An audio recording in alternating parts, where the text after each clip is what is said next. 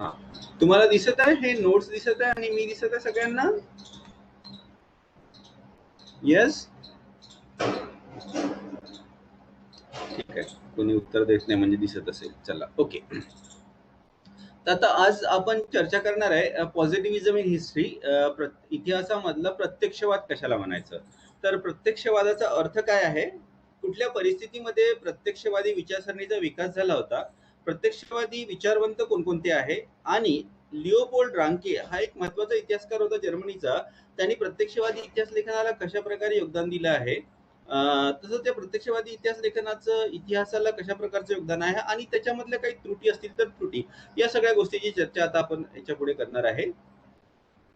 तर प्रत्यक्षवादी नॉलेज, प्रत्यक्षवादी ज्ञान कशाला म्हणायचं, तर ते प्रत्यक्षवादी ज्ञान असं असतं की जे निश्चित असतं, सर्टन असतं, त्याच्याबद्दल काही शंका नसते आणि ते चिरकालीन असतं. अशा ज्ञानाला प्रत्यक्षवादी ज्ञान असं म्हटलं जातं.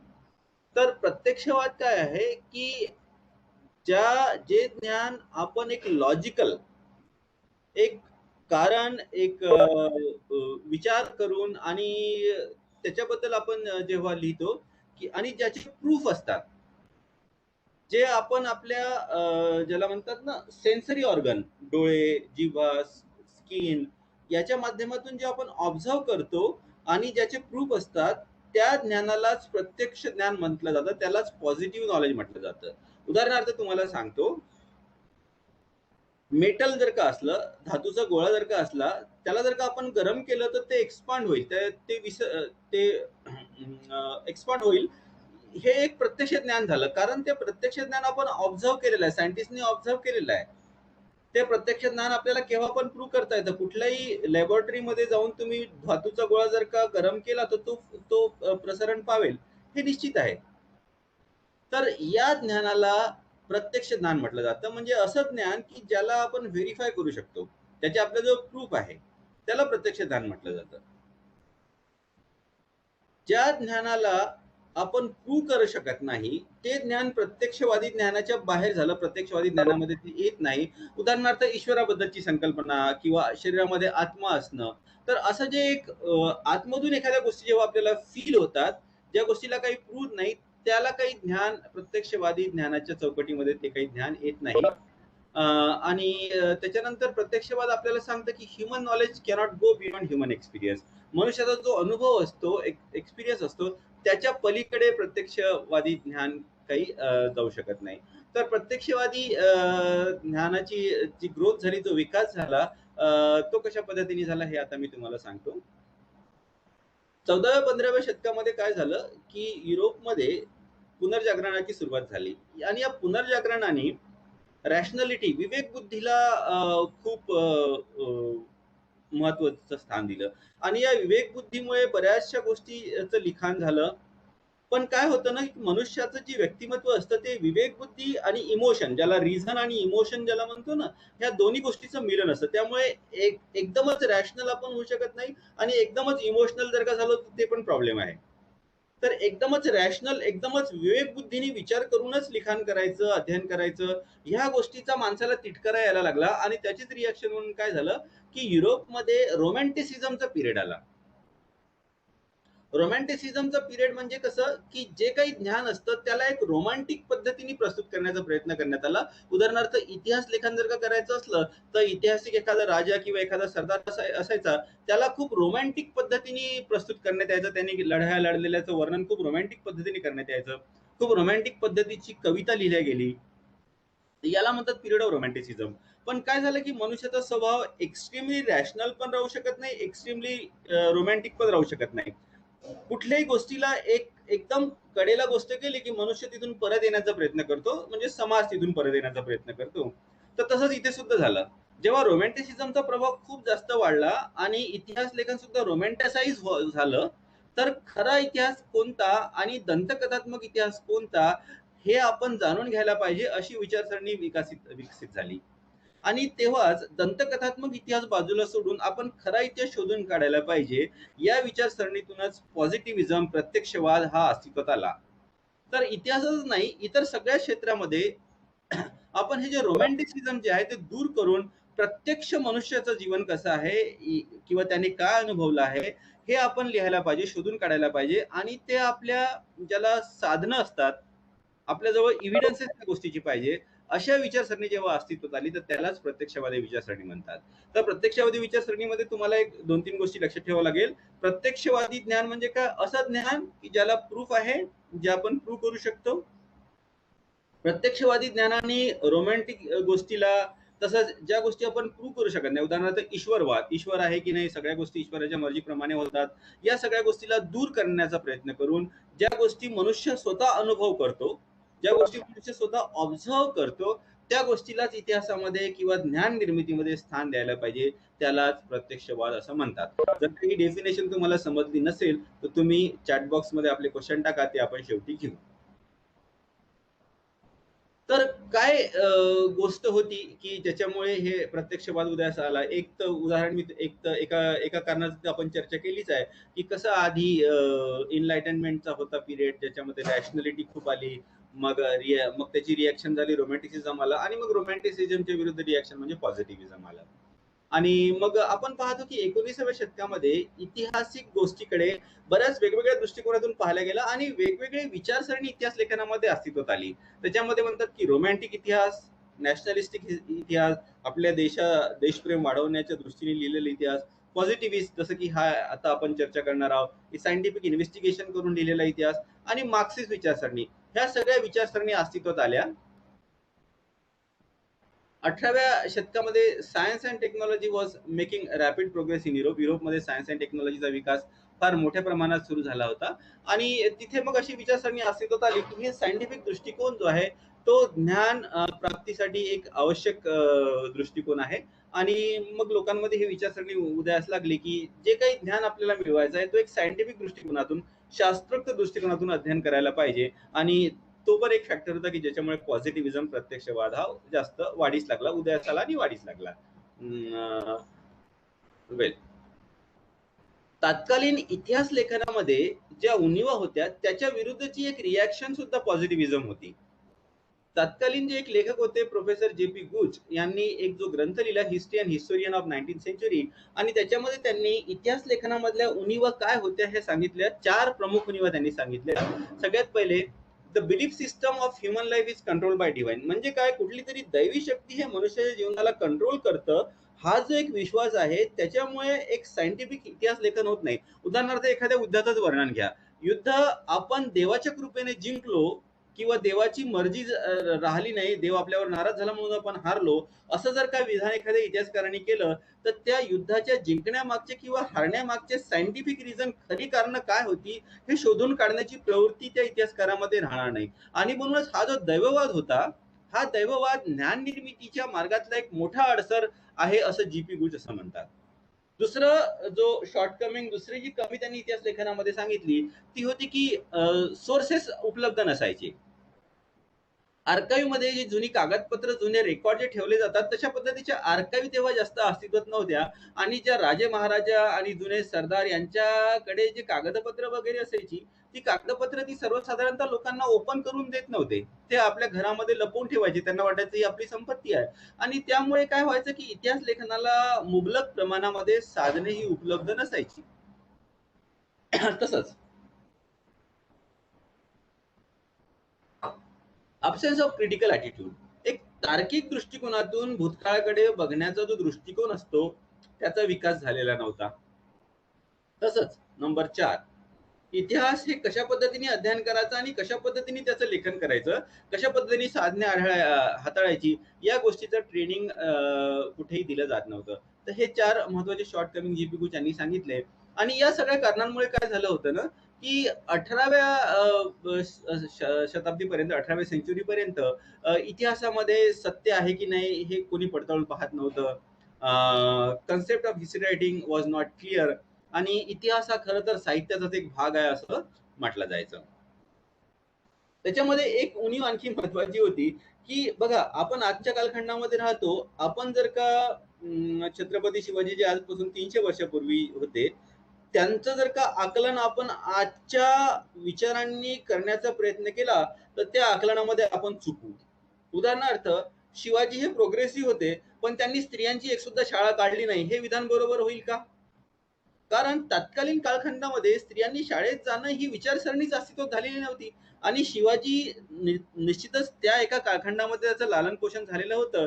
त्यामुळे छत्रपती शिवाजींनी आपल्या मुलीला किंवा आपल्या पत्नीला शाळेमध्ये पाठवलं नाही म्हणजे तो स्त्रियांच्या प्रोग्रेसच्या विरुद्ध होता, असं जर का आपण विधान केलं तर हे चूक होईल. यालाच काय म्हणतात की आपण आजचे विचार हे भूतकाळावर थोपवतो आहे आणि याच गोष्टी ही एक शॉर्टकमिंग, ही एक महत्वाची उणीव इतिहास लेखनामध्ये 18व्या सेंचुरीमध्ये होती. कारण इतिहासातले जे पात्र राहतात किंवा इतिहासातल्या घटना जे राहतात ते तत्कालीन काळाच्या मर्यादेमध्येच आपल्याला त्याचं संशोधन किंवा त्याच्याबद्दल विचार किंवा त्याचं इंटरप्रिटेशन, त्याचा अर्थ लावावा लागतो आणि तत्कालीन काळाच्या संदर्भात ऐतिहासिक घटनेचा अर्थ लावणे किंवा ऐतिहासिक व्यक्तीच्या वागण्याचं विश्लेषण करणे यालाच इंग्लिशमध्ये हिस्टोरिसिझम म्हटलं जातं. तर हे हिस्टोरिसिझम तेव्हा नव्हतं. आपण आज इथे उभं राहून 300 वर्षापूर्वीच्या छत्रपती शिवाजींचं जर का आपल्याला अनालिसिस करायचं असेल तर आपल्याला जाणून घ्यावं लागेल की कोणत्या कालखंडामध्ये त्यांचा जन्म झाला होता आणि कोणत्या परिस्थितीमध्ये ते राहत होते. तर हे जेव्हा हे नव्हतं असं आर्थर मार्विक यांनी आपल्या लिखाणामध्ये सांगितलेलं आहे. मिस्टिसिझम म्हणजे रहस्यवाद एक प्रिव्हेलंट होता. देवी देवतांबद्दल विश्वास जास्त असायचा. देवाच्या कृपेने युद्ध हारलं, देवाच्या कृपेने युद्ध जिंकलो, असे विचारसरणी अस्तित्वात असायची. त्यामुळे हिस्ट्री रायटिंग हे सायंटिफिक झालेलं नव्हतं. ट्रूथ वॉज नॉट रिफ्लेक्टेड, सत्य इतिहासामध्ये प्रतिबिंबित व्हायचं नव्हतं. प्रायमरी सोर्सेस अवेलेबल नव्हते आणि सेकंडरी सोर्सेस दुय्यम साधनांवरच आधारित इतिहास लेखन व्हायचं. आपण आधीच पाहिलंय की प्राथमिक साधने अत्यंत महत्वाची असतात आणि केवळ दुय्यम साधनावर आधारित आपण इतिहास लेखन जर का केलं तर ते इतिहास लेखन हे फार चांगलं मानल्या जात नाही.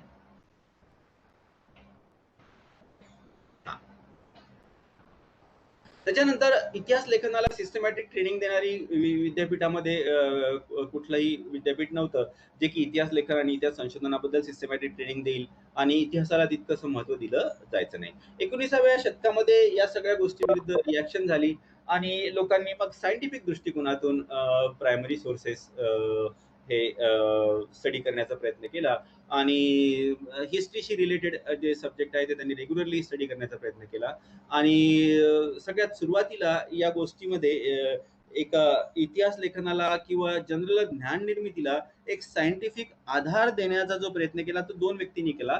एक आहे बार्थोल्ड निबूर ज्यांनी जर्मनीमध्ये हे काम केलं आणि फ्रान्समध्ये ऑगस्ट काम्ट त्यांनी हे काम केलं. तर या पॉझिटिव्ह प्रत्यक्षवादी विचारवंतांकडे आपण आता वळूया. तर प्रत्यक्षवादी विचारवंतापैकी 1776 ते 1831 हा जो कालखंड होता त्या कालखंडामध्ये राहिलेले आहे बार्थोल्ड निबूर.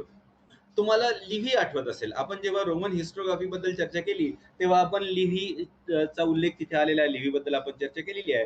त्या लिव्हीने जे हिस्ट्री ऑफ रोम पुस्तक लिहिलं ते या बार्थोल्ड निबूरने वाचलं आणि मग त्याच्या मनामध्ये शंका आली, जसं की आता आधी सांगितलं ना की तत्कालीन कालखंडामध्ये सायंटिफिक विचारसरणी हे उदयास व्हायला लागली होती. तर त्याला वाटलं की लिव्हीने लिहिलेल्या पुस्तकावरूनच रोम समजल्यापेक्षा आपण लिव्हीने जी साधने वापरली ती साधने आपल्याला मिळतील का, आणि मग त्यांनी शोध घ्यायला सुरुवात केली. तर लिव्हीने वापरलेले जे पुराणे जुने पत्रव्यवहार होते, जी जुनी साधनं होती ती साधनं त्यांनी शोधून काढली आणि मग एकीकडे त्यांनी त्या साधनांचा अभ्यास केला आणि एकीकडे ते लिव्हीचं पुस्तक वाचलं तेव्हा त्याला असं वाटायला लागलं की लिव्हीनी बऱ्याचशा गोष्टीचा अर्थ लावताना काही चुका केलेल्या आहेत आणि हे त्याचं अध्ययन जे होतं ते त्यांनी 1810 मध्ये बर्लिन विद्यापीठामध्ये आपली जी भाषणं झाली त्या भाषणामध्ये मांडली आणि मग त्यांनी ते कंपॅरिझन करून सांगितलं की कसं एका दुय्यम साधनावर आधारित जर का आपण आपलं मत तयार केलं तर ते चुकीचं राहू शकतं. कारण दुय्यम साधनं लिहिताना त्या लेखकाचे आपले व्यक्तिगत विचार त्या पुस्तकामध्ये प्रतिबिंबित होतात आणि ते विचार त्याच्या एका विशिष्ट पोझिशनवर अवलंबून राहतात. त्यामुळे आपल्याला जर का इतिहासाचं खरं अध्ययन करायचं असेल तर आपल्याला थॉरो इन्व्हेस्टिगेशन करून प्राथमिक साधनांचा उलगडा करणे अत्यंत आवश्यक आहे आणि त्याच्यानंतर ही गोष्ट लोकांना पटायला लागली आणि मग त्याचं हे जे रायटिंग होत त्याचे हे जे स्पीचेस होते तेच त्यांनी 1811 ते 1812 या कालखंडामध्ये हिस्ट्री ऑफ रोम नावाचं पुस्तक प्रकाशित केलं आणि हे ज्याला आपण प्रत्यक्षवादी दृष्टिकोनातून लिहिलेलं इतिहास लेखन म्हटलं जातं त्या शृंखलेमधलं हे अगदी सुरुवातीचं पुस्तक आहे, history of Rome written by Barthold Niebuhr. आणि या बार्थोल्ड निबूरचे जे विचार होते त्यांनी नंतर रांकेला प्रभावित केलं. रांकेकडे आपण नंतर येणार आहोत. आता आपण ऑगस्ट कामकडे वळू. ऑगस्ट कामकडे जाण्याच्या आधी मला थोडंसं एकदा बघू द्या बार्टोल्ड निबूर बद्दल काही सांगायचं राहून गेलं आहे का. हा, तर त्यांनी फिलॉलॉजिकल मेथड वापरली. फिलॉलॉजिकल मेथड, फिलॉलॉजी या शब्दाचा उल्लेख आपल्याला आलाय बघा जेव्हा आपण हिस्ट्रीचे सहाय्यक शास्त्र अध्ययन केलं. फिलॉलॉजी म्हणजे काय, स्टडी ऑफ लँग्वेज. जेव्हा आपण भाषेचं अध्ययन करतो तेव्हा आपल्याला बऱ्याचशा गोष्टी इतिहासातल्या माहीत व्हायला लागतात. आणि निबूरनी असं म्हटलं जातं की मॉडर्न इतिहासाचं फाउंडेशन लिहिलं आणि त्याचं ते एक वाक्य आहे की म्हणजे देव साक्षी आहे की मी माझ्याकडून काही खोटं इतिहासामध्ये लिहिलेलं नाही, मी शक्य तितकं सगळं सायंटिफिक इन्व्हेस्टिगेशन करण्याचा प्रयत्न केला. आता या प्रत्यक्षवादी विचारसरणीमधला एक आणखी महत्वाचा विचारवंत जो की फ्रान्समध्ये होता त्याचं नाव आहे ऑगस्ट काम्प. 1798 to 1857. तो खरं तर गणितज्ञ होता, मॅथमॅटिशियन होता, पण फिलॉसॉफर च्या हाताखाली त्यांनी काम केलं, सेंट सिमो. आणि तो पहिला व्यक्ती होता ज्यांनी ही फ्रेज वापरली, ज्यांनी हे वाक्य वापरलं, positive philosophy of history. History सुद्धा पॉझिटिव्हिस्ट दृष्टिकोनातून, प्रत्यक्षवादी दृष्टिकोनातून लिहिली जाते असे विचार त्यांनी समोर मांडले. आणि त्यांनी आपल्या हे जी 2 पुस्तकं लिहिली नंतर, the course of positivist philosophy and the system of positivist politics 4 खंडातलं आणि पहिलं 6 खंडात्मक पुस्तक, याच्यातून त्यांनी मनुष्याचा जो समाज आहे, मनुष्याची जी संस्कृती आहे, मनुष्याचे जे वागणं आहे ते आपण सायंटिफिक शास्त्रीय दृष्टिकोनातून त्याचं इन्व्हेस्टिगेशन करून आपण काही मनुष्याच्या जीवनाबद्दल निश्चित नियम काढू शकतो असं त्याचं म्हणणं आहे.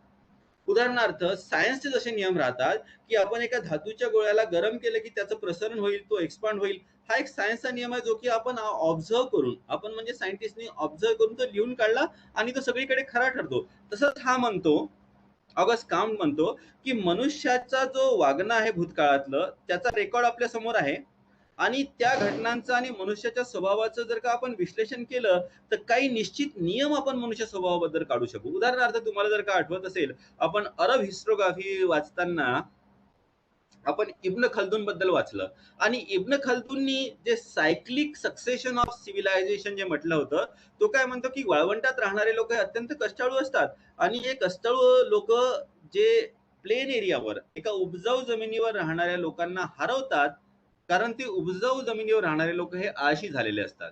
पण हे रेगिस्तानातून आलेले लोक या उपजाऊ जमिनीवर राहणाऱ्या लोकांना हरवतात, त्यांना पळवून लावतात आणि त्या जमिनीवर आपलं अधिपत्य स्थापित करतात. पण 3-4 पिढ्यानंतर हे जे कष्टाळू जमात असते ती सुद्धा आळशी व्हायला लागते. आपल्या संरक्षणासाठी ते दुसऱ्या लोकांना आपल्याकडे नोकरीला ठेवतात आणि मग काळाच्या ओघात असं होतं की या कष्टाळू रेगिस्तानामध्ये वाढणारी दुसरी कष्टाळू जमात येते, त्यांना हरवते आणि परत आपलं अधिपत्य ते त्या जमिनीवर स्थापित करतात. असं हे इब्न खल्दूननी म्हटलंय. तर बघा, हे जे एका टोळीने दुसऱ्या टोळीवर आक्रमण करणं ही तर झाली ऐतिहासिक घटना, त्याला हरवणं हे झाली ऐतिहासिक घटना. पण या ऐतिहासिक घटनेचं विश्लेषण करून आपण मनुष्याच्या स्वभावाबद्दलचे काही कॉमन नियम काढू शकतो का? जसा की हा कॉमन नियम होऊ शकतो का की वाळवंटात राहणारे किंवा एखाद्या खडतर जमिनीवर राहणारे लोक जास्त परिश्रमी असतात आणि अगदी ऐषारामात राहणारे लोक हे काळाच्या ओघामध्ये आळशी होऊन जातात.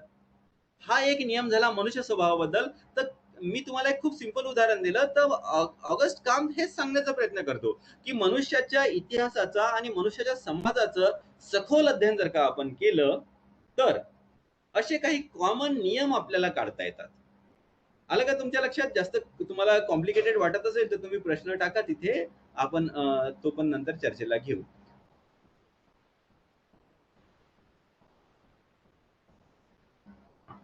आता त्याच्यानंतर त्यांनी सांगितलं की मनुष्याचा जे विचारसरणी आहे ती वेगवेगळ्या स्टेजमध्ये प्रोग्रेस झालेली आहे. जसं की सगळ्यात सुरुवातीला मनुष्याची बुद्धी ही विकसित नव्हती आणि त्याला आपल्या आजूबाजूला जे नेचर असायचं त्याच्याबद्दल त्याला काही समजायचं नाही, ते कसं फंक्शन करताय. दुसऱ्या स्टेजमध्ये तो आला आणि त्यांनी काय केलं, हे आपलं नेचर एक कुठली तरी दैवी शक्ती कंट्रोल करते असं समजायला सुरुवात केली. आणि तिसरी स्टेज जी आहे तो ती म्हणतो पॉझिटिव्हिजमची स्टेज आहे. या स्टेजमध्ये आपण सध्या आहोत, इंडस्ट्रियल एज आहे. आता इथे आपल्या आजूबाजूचं नेचर दैवी शक्ती कंट्रोल करता हा मागचा विचार झाला. आता आपण त्याचं सायंटिफिक इन्व्हेस्टिगेशन करायला पाहिजे आणि समजून घ्यायला पाहिजे की आपल्या आजूबाजूचं नेचर कसं काम करतं आणि त्याच्यामध्ये मनुष्याच्या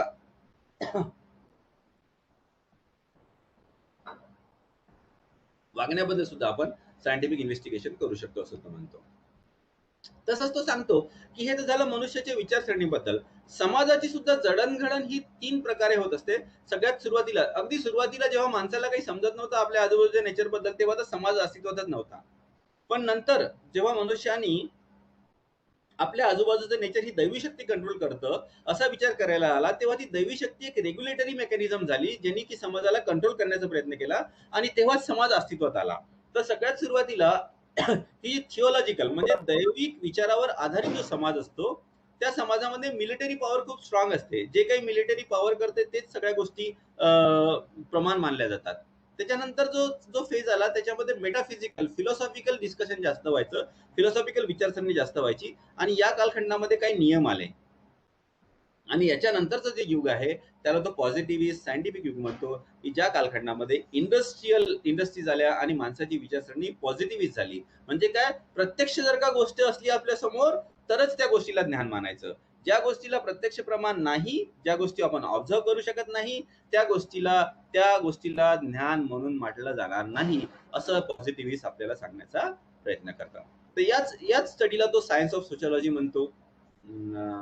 वेल, तर तो आपल्याला सांगण्याचा प्रयत्न करतो की फक्त हिस्टॉरिकल इव्हेंट आपण अध्ययन नाही करायचे. युद्ध झालं, या राजाने त्या राजाला हरवलं, तर त्याच्या मागची खोलात जाऊन जर का आपण कारण शोधण्याचा प्रयत्न केला तर आपल्याला काही डिटरमाइंड लॉज मिळतील. हे फ्रेज तुम्ही लक्षात ठेवा. डिटरमाइंड लॉज म्हणजे काय, असे नियम ज्यांनी माणसाचं आयुष्य हे प्रभावित होतं, तर त्याला तो डिटरमाइंड लॉज म्हणतात. हे डिटरमाइंड लॉज आपण नंतर जेव्हा कार्ल मार्क्स बद्दल वाचू तेव्हा सुद्धा तेव्हा सुद्धा त्याचा उल्लेख येईल. तर हे डिटरमाइंड लॉज कोणते आहे हे मात्र पॉझिटिव्हिजमनी खूप स्पेसिफाय केलेलं नाही. पण डिटरमाइंड लॉज असतात, असे काही नियम असतात की जे माणसाच्या व्यक्तिमत्वाला, माणसाच्या व्यवहाराला प्रभावित करतं आणि पर्यायाने इतिहासाला प्रभावित करतं. यालाच पुढे कार्ल मार्क्सने आणखी जास्त क्वालिफाय केलं, आणखी जास्त स्पेसिफाय केलं आणि सांगितलं की इकॉनॉमिक डिटर्मिनिझम असतं. एका विशेष आर्थिक परिस्थितीमध्ये लोकांना ठेवलं तर त्यांचं वागणं एका विशेष प्रकारचं होईल. आर्थिक परिस्थिती बदलली की त्यांचं वागणं बदलेल, पर्यायाने त्यांची संस्कृती बदलेल, पर्यायाने त्यांचे विचार बदलतील, पर्यायाने त्यांची समाज व्यवस्था बदलेल. म्हणजे काय, आर्थिक परिस्थिती हा एक महत्वाचा भाग आहे जे की माणसाच्या इतिहासाला, संस्कृतीला, विचारांना, जीवनाला प्रभावित करतं. तर त्याला तो इकॉनॉमिक डिटर्मिनिझम म्हणतो. हे पुढची स्टेज झाली याच्यानंतरची. पण पॉझिटिव्हिजम डिटरमाइंड लॉज असे स्पेसिफाय करत नाही, पण निश्चितच त्या डिटरमाइंड लॉज असतात. एका विशेष परिस्थितीमध्ये जर का लोकांना ठेवलं तर ते विशेष प्रकारे वागायला लागतील, असं हे पॉझिटिव्हिजम आपल्याला सांगतं. जसं की एक सिंपलचं उदाहरण मी तुम्हाला देतो. गावामध्ये नदी वाहत असते आणि त्या गावामध्ये राहणाऱ्या मुलांना सर्वसाधारणतः पोहणं येतं. पण तोच गावातला मुलगा जर का शहरात आला आणि ज्यांनी कधी इतक्या मोठ्या बसेस किंवा इतके रोड वगैरे पाहिले नाही, त्याला रोड क्रॉस करताना फार भीती वाटते.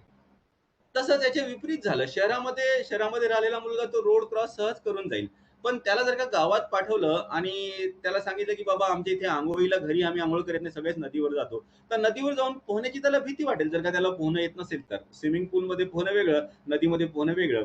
तर म्हणजे काय, जॉग्राफिकल एका विशेष परिस्थितीमध्ये त्या मुलाचं लालन पोषण झालं असतं, त्यामुळे त्याचं वागणं हे वेगळं होतं. म्हणजे काय, त्या जॉग्राफिकल कंडिशननी डिटरमाइन केलं, निश्चित केलं की त्या मुलाचं वागणं कसं राहील. आणि हे मी खूप छोटं उदाहरण देऊन तुम्हाला समजून सांगण्याचा प्रयत्न केला. तसंच हे डिटरमाइंड लॉ असतात. एका विशेष परिस्थितीमध्ये आपण वागतो आणि आपलं वागणं हे एका विशेष पॅटर्नचं, विशेष प्रकाराचं होऊन जातं.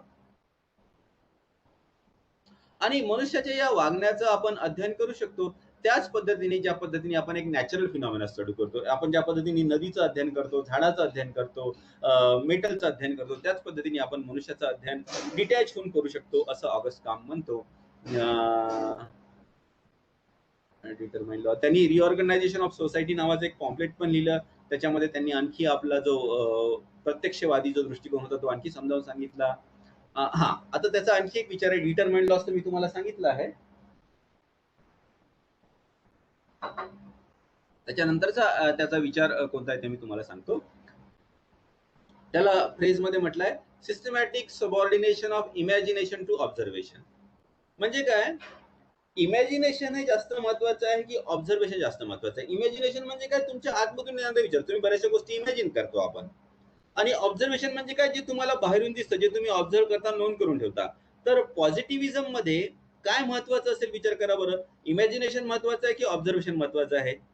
आणि ऑगस्ट कॉम सांगतो म्हणजे प्रत्यक्षवादी विचारसरणी साधारणतः सांगते की तुमचं ऑब्झर्वेशन हे जास्त महत्वाचं आहे आणि इमॅजिनेशन हे त्याला सबऑर्डिनेट आहे, ते खालच्या पातळीचं आहे. इमॅजिनेशनला फार महत्व नाही. तुम्ही जे ऑब्झर्व करता तेच खरं ज्ञान आहे असं आपल्याला पॉझिटिव्हिझम प्रत्यक्षवादी विचारसरणीचे लोक सांगतात. त्यानंतर प्रत्यक्षवादी विचारसरणीमध्ये योगदान देणारा एक महत्वाचा व्यक्ती आहे थॉमस बकाल. या हेनरी थॉमस बकाल त्याचं पूर्ण नाव. यांनी history of civilization of England हे लिहिलं आणि जसं की आधी सांगितलं मी हिस्ट्री ऑफ रोम जे होतं बार्थोल्ड निबूरचं ते प्रत्यक्षवादी दृष्टिकोनातून लिहिल्या गेलेला अगदी सुरुवातीचा ग्रंथ मानला जातो आणि त्याच सोबत हा पण ग्रंथ प्रत्यक्षवादी दृष्टिकोनातून लिहिल्या गेलेला महत्वाचा ग्रंथ मानला जातो. तर इंग्लंडच्या संस्कृतीबद्दल त्यांनी लिहिताना बरीचशी माहिती त्यांनी जमा केली, प्राथमिक साधने जमा केली. त्या सगळ्या साधनांचं त्यांनी क्रिटिकली अनालायसिस केलं. इंटरनल आणि एक्सटर्नल क्रिटिसिझम आपण ऑलरेडी वाचलेलं आहे. स्टॅटिस्टिकल मेथडचा त्यांनी उपयोग केला. He is the first person who use statistical method for the study of social sciences. Social सायन्सच्या अध्ययनासाठी स्टॅटिस्टिकल मेथडचा उपयोग करणारा हा पहिला व्यक्ती आहे. तो सांगतो की there is nothing mysterious, there is nothing divine in human nature. मनुष्याच्या जीवनामध्ये दैवी किंवा मिस्टरियस न समजण्यासारखं काही नाही. आपण जर का सिस्टमॅटिकली अध्ययन केलं तर मनुष्याच्या जीवनाला गव्हर्न करणारे, मनुष्याच्या जीवनाला प्रभावित करणारे नियम आपण हे सहज समजू शकू असं तो म्हणतो. ते नियम अगदी स्पष्ट आपल्याला दिसत नाही, पण तरी जर का आपण सायंटिफिकली इन्व्हेस्टिगेशन केलं तर ते आपल्याला समजू शकतात. इनकन्सिव्हेबल ते नाही आहे.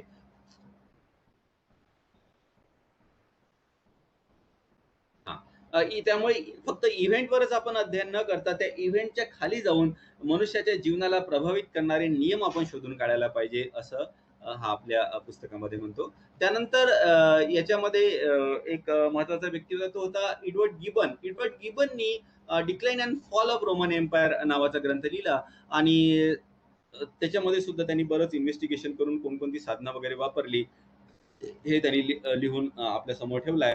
तर हे झालं प्रत्यक्षवादी विचारसरणीला योगदान देणारे महत्वाचे विचारवंत. त्याच्यानंतर जो सगळ्यात महत्वाचा आहे आपल्या दृष्टिकोनातून तो आहे लिओपोल्ड रांके. आता याच्याकडे आपण वळूया. 1795 to 1886 हा याचा कालखंड आहे. हा सुद्धा जर्मनीमध्ये होता आणि जर्मनीमध्ये जे बार्थोल्ड निबूरनी जे हिस्ट्री ऑफ रोम पुस्तक लिहिलं होतं त्या बार्थोल्ड निबूरच्या विचारांनी हा बराच प्रभावित झाला होता. सुरुवातीला यांनी ग्रीक आणि रोमन साहित्याचं अध्ययन केलं, रिलिजियस स्क्रिप्चर जे धार्मिक ग्रंथ होते त्याचं अध्ययन केलं आणि त्याच्यानंतर मग तो हिस्ट्रीकडे वळला. 1818 मध्ये 23 वर्षाचा असताना एक इतिहासाचा शिक्षक म्हणून त्याने आपल्या करिअरला सुरुवात केली आणि लगेच 2 वर्षानंतरच फार कमी वयात तो बर्लिन विद्यापीठामध्ये इतिहासाचा प्राध्यापक म्हणून रुजू झाला. सुरुवातीला अगदी सुरुवातीच्या कालखंडामध्ये त्याला इतिहासामध्ये विशेष रुची नव्हती, पण निबूरचं हिस्ट्री ऑफ रोम वाचल्यानंतर त्याला इतिहासामध्ये रुची यायला लागली आणि मग नंतर ग्रीक आणि रोमन इतिहासकारांचे वेगवेगळे ग्रंथ त्यांनी वाचले. वॉल्टर स्कॉट हा ऐतिहासिक नॉवेल लिहायचा, ऐतिहासिक कादंबऱ्या लिहायचा.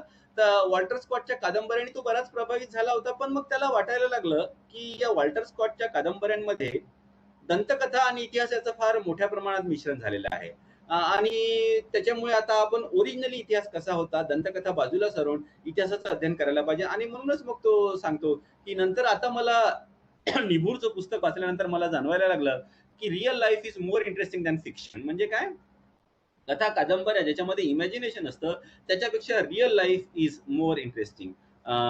आणि वॉल्टर स्कॉटच्या नॉवेलमध्ये जे डिस्टोर्शन असतं ते पाहून त्याला बरंच फ्रस्ट्रेशन व्हायला लागलं आणि मग त्यांनी जे पुस्तक लिहिलं सायंटिफिक हिस्ट्री, एक प्रत्यक्षवादी दृष्टिकोनातून त्यांनी जे पुस्तक लिहायचा प्रयत्न केला ते सगळ्यात सुरुवातीचं पुस्तक आहे history of the Latin and Teutonic people.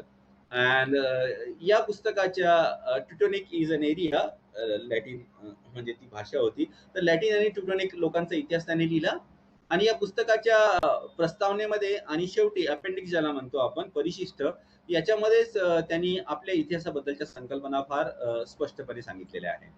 तर हे पुस्तक लिहिताना त्यांनी एक नवीन टेक्निक जी तोपर्यंत फार मोठ्या प्रमाणात अस्तित्वात झालेली नव्हती, ही नवीन टेक्निक त्यांनी सगळ्यांसमोर आणली. पेनिट्रेटिंग क्रिटिसिझम त्यांनी केलं. जे काही साधनं त्याच्यासमोर आली त्या साधनांचं त्यांनी फार थॉरो इंटरनल आणि एक्सटर्नल क्रिटिसिझम केलं आणि म्हणूनच त्याला म्हटलं जातं की he has inaugurated modern critical historiography. आधुनिक जी क्रिटिकल हिस्टोग्राफी आहे त्याचं इनॉग्रेशन या लिओपोल्ड रांकेनी केलं. ऑब्जेक्टिव्ह रिसर्च त्यांनी करण्याचा प्रयत्न केला आणि त्यांनी गोष्टी जशा होत्या तशा मांडायचा प्रयत्न केला. तर त्याचं जे कलेक्टेड वर्क होतं त्याच्याबद्दल आता मी तुम्हाला सांगतो आणि त्याच्यानंतर इतिहासाबद्दलचे रांकेचे काय विचार होते याची चर्चा आपण करणार आहोत. तर जसं की हे पुस्तक मी तुम्हाला ऑलरेडी उल्लेख केलाय, history of the Latin and Teutonic nation 1824 मध्ये हे पुस्तक प्रकाशित झालं आणि त्याच्यामध्ये तो सांगण्याचा प्रयत्न करतो की सध्याचं जे युरोपीय सभ्यता आहे that is a fusion of Roman and German element. And या पुस्तकाच्या प्रस्तावनेमध्ये तो सांगतो की त्यांनी जनरली ओरिजिनल साधनांचा उपयोग केलेला आहे. त्याच्यानंतर त्यांनी 3 खंडामध्ये हिस्ट्री ऑफ पोप हे पुस्तक लिहिलं आणि त्याच्यामध्ये त्यांनी सांगण्याचा प्रयत्न केला की चर्च हे कसं एक युनिफाईंग फॅक्टर आहे. चर्चने युरोपला कसं युनायटेड करून ठेवलेलं आहे. त्यानंतरचं जे पुस्तक आहे German history at the time of reformation. जर्मनीमध्ये जेव्हा रिफॉर्मेशन झालं चर्चमध्ये, प्रोटेस्ट मुवमेंट अस्तित्वात आली, तर त्याची माहिती आपल्या 5 खंडात पुस्तकामध्ये तो देतो आणि लुथर, मार्टिन लुथर ज्यांनी हे रिफॉर्मेशन आणलं होतं त्याच्याबद्दल तो चर्चा करतो. त्याच्यानंतर Prussian history. Prussia was the part of Germany. जर्मनीमधला एक मोठा एरिया होता.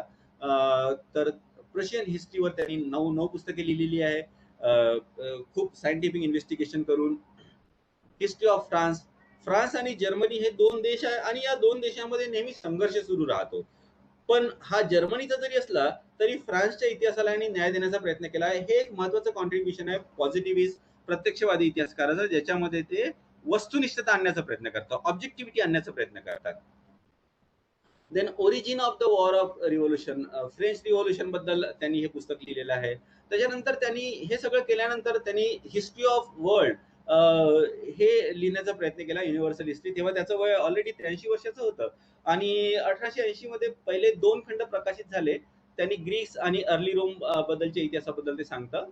त्याच्यानंतर 3रा खंड जो आहे तो रोमन एम्पायर आणि ओरिजिन ऑफ ख्रिश्चनिटी याच्याबद्दल सांगतो. 4th अगेन ख्रिश्चनिटी बद्दलच माहिती देतं.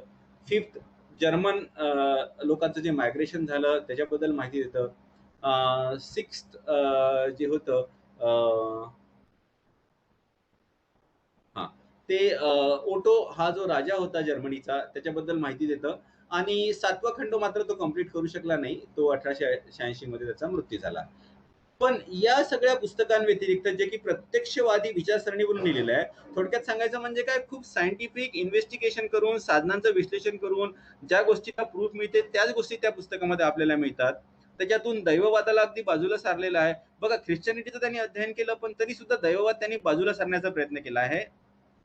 त्याच्याबद्दल आपण आता नंतर चर्चा करू पुढे. पण या पुस्तकांवर व्यतिरिक्त इतिहास लेखनशास्त्राला रांकेचं जे महत्वाचं योगदान आहे ते म्हणजे त्याचे सेमिनार. त्याला जेव्हा जाणीव झाली की इतिहासाच्या लेखनामध्ये बऱ्याच उणिवा आहे, शास्त्रीय पद्धतीने इतिहास लेखन कसं केलं जातं हे लोकांना शिकवलं जात नाही, तर त्याच्यावर पर्याय म्हणून काय केलं की त्यांनी आपल्या घरीच काही विद्यार्थ्यांना शास्त्रीय पद्धतीने इतिहास लेखन कसं करायचं हे शिकवायला सुरुवात केली. आणि मग हळूहळू त्याचा, याला तो सेमिनार म्हणायचा, रांकेन सेमिनार. हळूहळू त्याचे सेमिनार फार प्रसिद्ध झाले.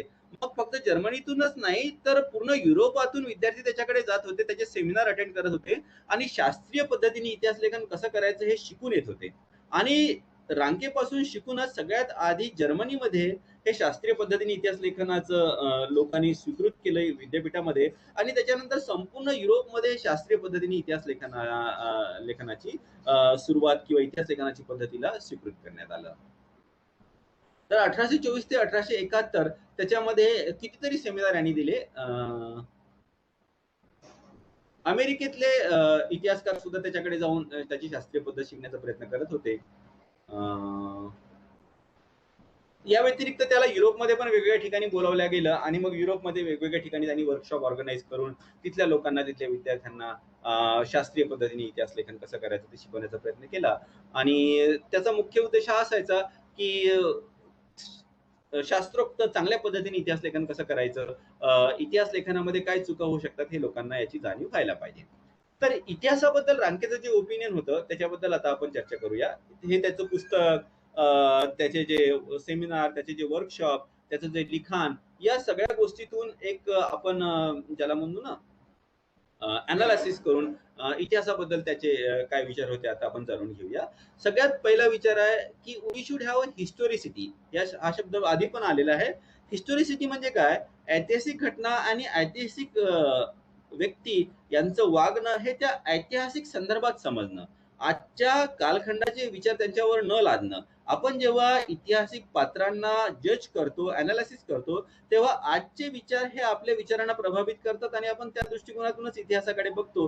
पण तसं न करता इतिहासाची पात्र ही जशी होती तशी तत्कालीन कालखंडाच्या परिप्रेक्ष्यामध्ये, तत्कालीन कालखंडाच्या संदर्भामध्ये त्यांना अनालिसिस करणं हे आवश्यक आहे, असं जे म्हटलं जातं. तर हे हिस्टोरिसिटीची संकल्पना जी होती ती तेव्हा अस्तित्वात नव्हती.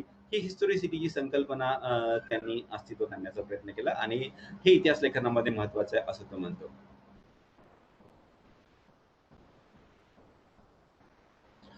So we should understand the past on its own term.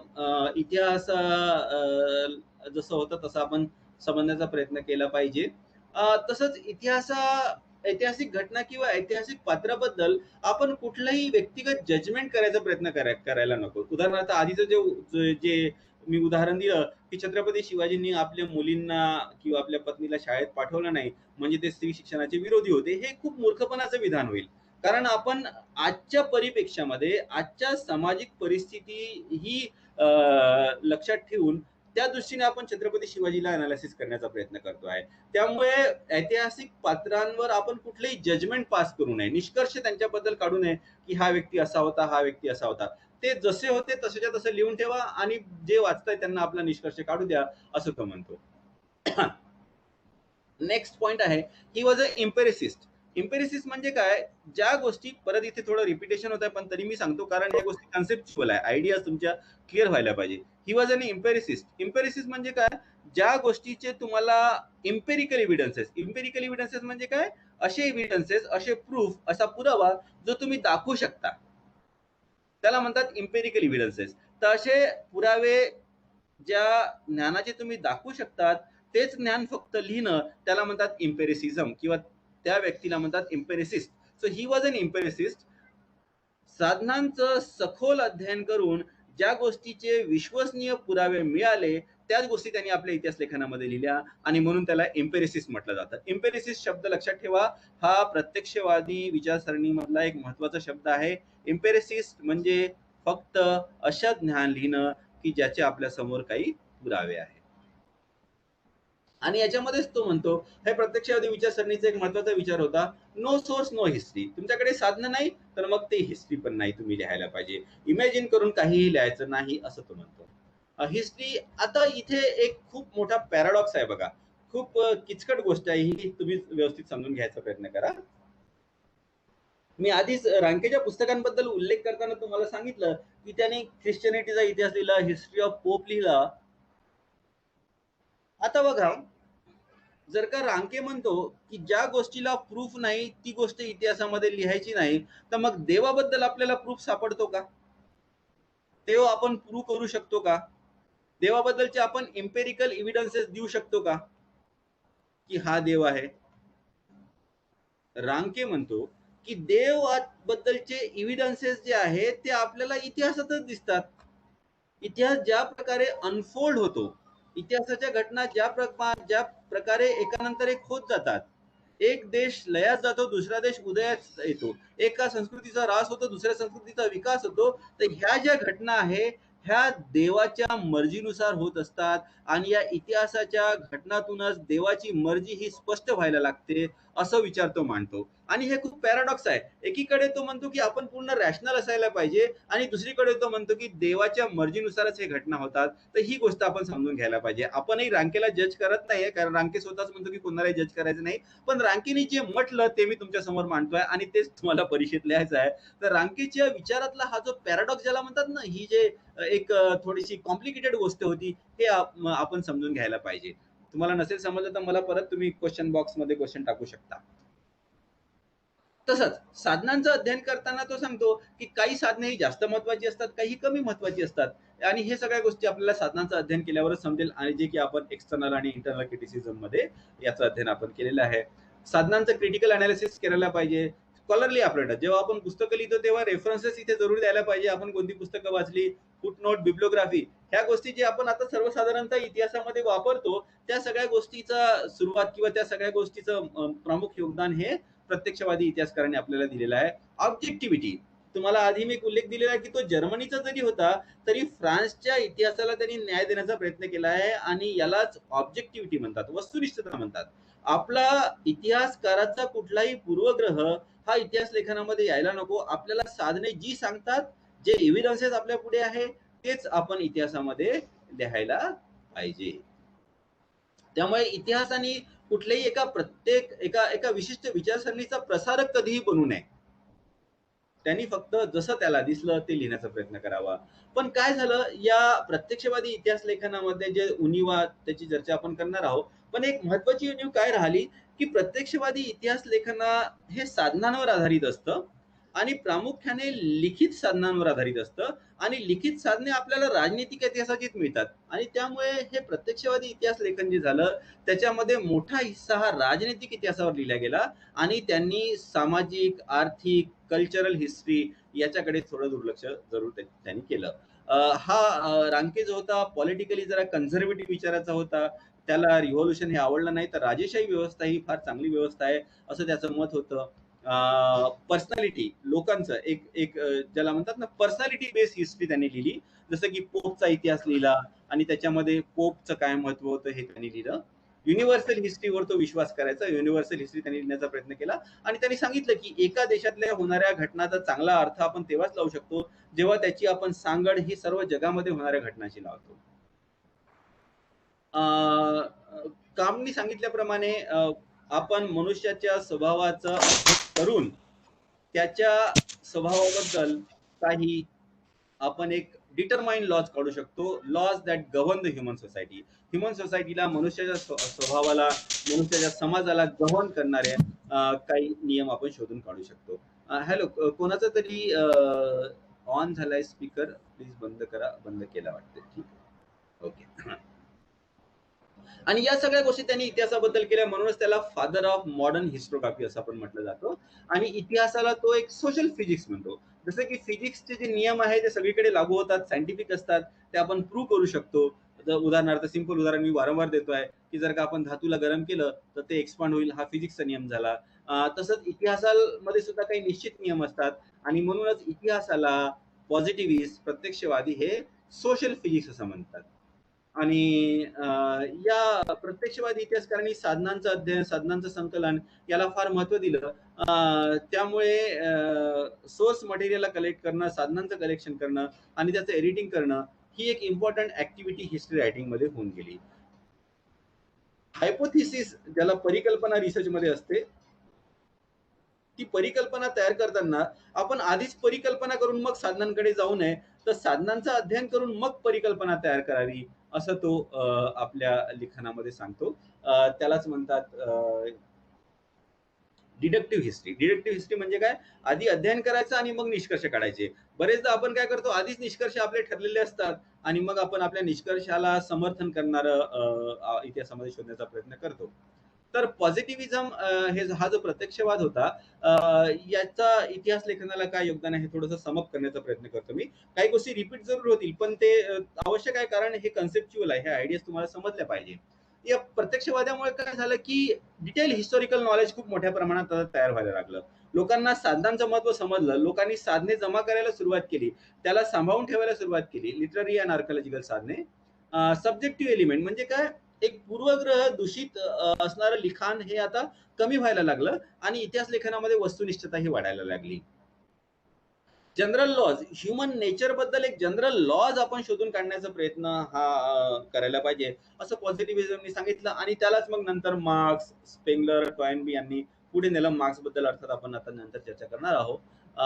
Primary सोर्सेसचं महत्व वाढलं आणि त्यांच्याच या पॉझिटिव्हिझमच्या कार्यामुळे first historical journal begin to be publish in 1859 मध्ये पहिल्या इतिहासावरचं जर्नल निघायला सुरुवात झाली. जर्मन युनिव्हर्सिटीजनी आधी आणि जवळजवळ युरोपातल्या सगळ्या विद्यापीठांनी आता रांकेची जी मेथड होती हिस्ट्री रायटिंगची ती घ्यायला सुरुवात केली. त्याच्यानंतर ही जी विचारसरणी आहे युरोपामध्ये, युनायटेड स्टेट्समध्ये आणि जपानमध्ये पसरायला लागली. वेगवेगळ्या भाषेमध्ये जर्नल्स निघायला लागले. आणि मग पॉझिटिव्हिस्ट जे मेसेज देतो तो इन शॉर्ट असा आहे की history is not to please. कोणाला खुश करण्यासाठी इतिहास लेखन करायचं नाही. कोणासमोर उदाहरण ठेवण्यासाठी सुद्धा आपण इतिहास लेखन करायचं नाही. इमोशन डेव्हलप करायसाठी आपण इतिहास लेखन करायचं नाही. But it is a knowledge pure and simple. पण जसं झालं तसं आपण लोकांच्या समोर मांडायला पाहिजे असं त्याचं म्हणणं होतं. यांच्या पॉझिटिव्हिझममुळे काय झालं की पॉलिटिकल हिस्ट्री, राजनैतिक इतिहास हा फार मोठ्या प्रमाणात लिहिला गेला. ओरिजिनल डॉक्युमेंटचं लोकांनी सर्च करायला सुरुवात केली. तर इशनात जे आपण इब्न खल्दूननी सांगितलं होतं ना की माहितीचा जो ओरिजिनल सोर्स होता तिथपर्यंत मागे मागे आपण जायला पाहिजे, ती प्रॅक्टिस सुद्धा या पॉझिटिव्हिझमनी आणण्याचा प्रयत्न केला. इंटरनल क्रिटिसिझमला महत्व आलं की कुठल्या सिच्युएशन मध्ये इतिहासकारांनी इतिहास लेखन केलेलं आहे. हे झालं पॉझिटिव्ह योगदान. आता त्यांच्यामधले जे उणीव आहे ते मी तुम्हाला सांगतो की रॉबिन कॉलिंगवूड आणि एडवर्ड कार्ड हे महत्वाचे इतिहासकार होते आणि त्यांनी बऱ्याचशा शॉर्टकमिंग या प्रत्यक्षवादी इतिहास लेखनामध्ये सांगितल्या. तो म्हणतात की नियम आपण फिजिक्सला लावतो त्या पद्धतीचे नियम आपण ह्युमन बिहेवियरला नाही लावू शकत. फार कठीण आहे ते. कारण एकाच परिस्थितीमध्ये एका व्यक्तीला ठेवा आणि तो प्रत्येक वेळी तसाच वागेल हे काही निश्चित नसते. ह्युमन नेचर थोडंसं अनसर्टिनिटी असते. Same situation same result is not possible. त्यामुळे एक जनरल प्रिन्सिपल ह्युमन नेचर बद्दल काढणं हे थोडंसं कठीण आहे. ऑब्जेक्टिव्हिटी ज्याला आपण वस्तुनिष्ठता म्हणतो ते बरंच कठीण आहे. आपण आपल्या मनावरचे जे संस्कार असतात त्याच्यातून बाहेर येऊ शकत नाही. उदाहरणार्थ मी तुम्हाला अगदी सुरुवातीच्या क्लासमध्येच उदाहरण दिलं होतं की मी एक भारतीय इतिहासकार आहे आणि एखाद्या भारतीय इतिहासकाराने जर का भारत आणि पाकिस्तानच्या संघर्षाचा इतिहास लिहिला तर त्याचं मन हे जास्तीत जास्त पॉसिबिलिटी आहे की तो भारतीय म्हणून त्याचं मन प्रभावित होईल आणि तो भारताला एका चांगला देश म्हणून प्रेझेंट करण्याचा प्रयत्न करेल आणि पाकिस्तान जो की एक एनिमी कंट्री तो म्हणून प्रेझेंट करेल आणि पाकिस्तानच्या चुका हे हायलाइट करण्याचा प्रयत्न करेल. त्यामुळे जी सब्जेक्टिव्हिटी असते त्याच्यापासून दूर जाणे अत्यंत कठीण असतं. आणि इंटरेस्टिंगली रांकेचा एक स्वतःचा एक शिष्य होता सिबेल आणि त्यांनी एक आपलं ग्रंथ लिहिला, writing history without ill will and without favour is a false ideal. आणि तो म्हणतो की रायटिंग हिस्ट्री विदाऊट सब्जेक्टिव्हिटी म्हणजे वस्तुनिष्ठपणे इतिहास लिहिणं हे अत्यंत कठीण आहे. ते फॉल्स आहे, चुकीचे बिलीफ आहे ते. त्याच्यानंतर बघा हिस्टोरिसिझम मी तुम्हाला एक्सप्लेन केलं होतं की हिस्टोरिसिझम कशाला म्हणतात की ऐतिहासिक पात्र जे आहे किंवा ऐतिहासिक घटना आहेत त्या ऐतिहासिक संदर्भातच त्याचं विश्लेषण करणे. पण नंतर काळाच्या ओघामध्ये ह्या गोष्टी बऱ्याच चेंज झाल्या. उदाहरणार्थ कोलिंगवूड म्हणतो की all history is a contemporary history. सगळा इतिहास हा समकालीन इतिहास असतो कारण या समकालीन विचारांनी इतिहासकाराचं मन हे प्रभावित झालेलं असतं आणि त्यामुळे तो काय करतो इतिहासाला रिकन्स्ट्रक्ट करतो, परत तयार करतो आणि आपल्या समोर मांडतो. म्हणजे काय कुठे ना कुठे समकालीन विचारसरणी हे इतिहासाच्या जडणघडणीमध्ये येतेच. म्हणूनच सगळ्यात सुरुवातीला मी उदाहरण दिलं होतं की सारखीच पुस्तकं घेऊन जर का तुम्ही इतिहास लिहिला आणि मी इतिहास लिहिला तर तुमचा इतिहास त्या एकाच विषयावरचा हा माझ्या इतिहासापेक्षा वेगळा होईल. कारण तुम्ही माझ्यापेक्षा वयाने बरेच लहान आणि जीवनाकडे बघण्याचा तुमचा दृष्टिकोन आणि माझा दृष्टिकोन हा निश्चितच वेगळा राहील. आणि म्हणूनच साधनांवर आधारितच जर का पूर्णपणे इतिहास लिहायचा असला त्याच्यामध्ये व्यक्तिगत मत जर का यायचं नसलं तर मग तुमचा आणि माझा इतिहास सारखाच व्हायला पाहिजे. पण तसं प्रत्यक्षात होत नाही. त्यामुळे प्रत्यक्षवादी इतिहास लेखन हे पूर्णपणे यशस्वी होऊ शकत नाही. पूर्णपणे ते आपण इम्प्लिमेंट करू शकत नाही असं त्याचे जे क्रिटिक आहे त्याच्यावरचे जे आक्षेप घेणारे लोक आहे इयचकार, आर.जी. कोलिंगवूड सारखे ते आपल्याला सांगण्याचा प्रयत्न करतात. उदाहरणार्थ इयचकार म्हणतो की गोष्टी फॅक्ट्स जे आहेत तथ्य जे ते स्वतःहून बोलत नाही तर इतिहासकार त्या तथ्यांना बोलायला लावतं. म्हणूनच काय होतं ना की आपल्यासमोर पुष्कळ सारे तथ्य असतात त्यातले काही तथ्य इतिहासकार सिलेक्ट करतो आणि त्यामुळे सब्जेक्टिव्हिटी व्यक्तिगत मत हे इतिहास लेखनामध्ये हे येऊन जातं. तसंच हा एक क्रिटिसिझम ऑलरेडी आलेला आहे की प्रत्यक्षवादी इतिहासकार जे सांगतात की फक्त साधनांवर आधारित इतिहास लिहा आणि ते जर का आपण करायला गेलो तर फक्त राजनैतिक आणि सैनिकी मिलिटरी हिस्ट्री एवढाच इतिहास राहील. कारण संस्कृतीबद्दल आपल्याला लिखित बरंच कमी मिळतं. त्या गोष्टी मग इतिहासामध्ये येणार नाही.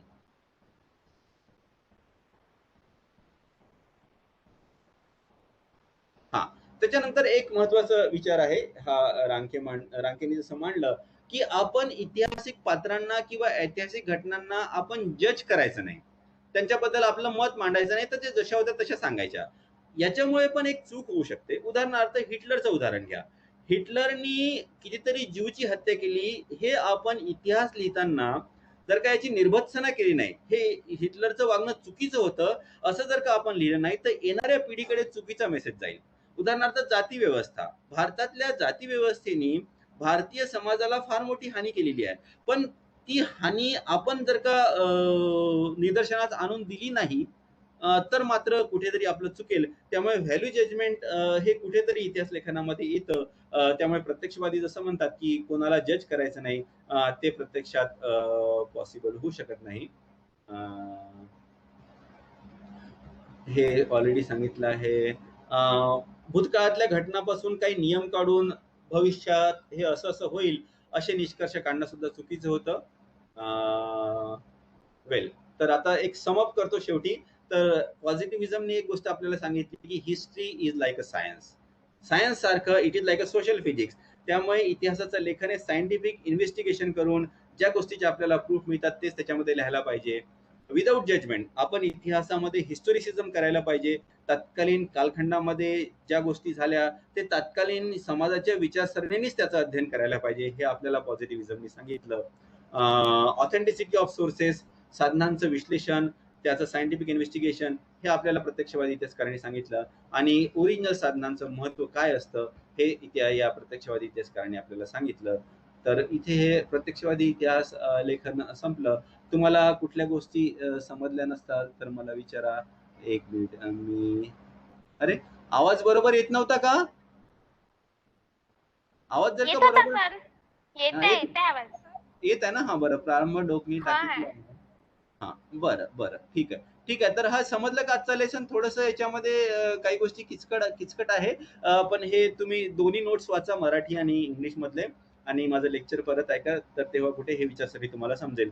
ही विचारसरणी समजली तर मग याच्या पुढची विचारसरणी जी आहे मार्क्सिझमची, ती तुम्हाला जास्त व्यवस्थित प्रमाणात समजेल. ती समजली, हे दोन्ही समजले, तर त्याच्यानंतरची ॲनल जी आहे ती समजेल. कारण या तिन्ही विचारसरणी आपसात कुठे ना कुठे यांचा मेळ आहे. एका विचारसरणीचाच पुढचा भाग ही पुढची विचारसरणी आहे. आता पुढच्या क्लासला थोडासा वेळ लागेल मार्क्सिझम, तर तुम्ही हे गोष्टी वाचू शकता. बरं, मला एक सांगा, ही वेळ तुम्हाला बरोबर वाटते का? कारण आजकाल काय होतं ना, ते एक मिनिट, मी रेकॉर्डिंग बंद करून टाकतो.